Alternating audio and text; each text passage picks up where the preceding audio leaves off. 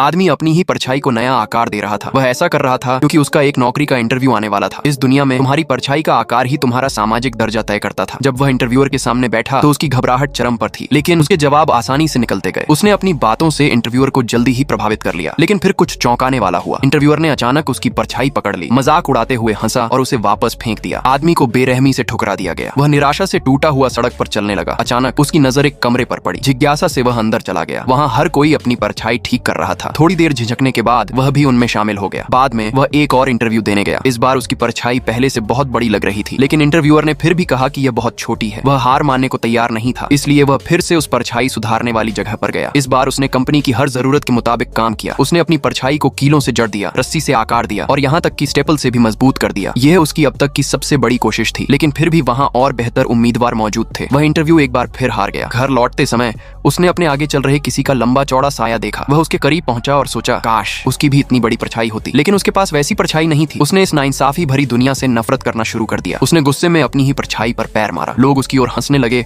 और इशारा करने लगे। वह अब और सहन नहीं कर पा रहा था। उसने अपने कान बंद कर लिए। उसे नहीं पता था कि वह और कितनी देर तक यह सब झेलेगा। तभी उसने आगे एक विशाल और परफेक्ट परछाई देखी। उसके मन में एक साहसी ख्याल आया। वह उस परफेक्ट परछाई का पीछा करते हुए उसके मालिक के कंधे पर हाथ रखता है। उसकी टेढ़ी मेढ़ी परछाई उस परफेक्ट परछाई में उलझ गई। अब उसके पास एक विशाल परछाई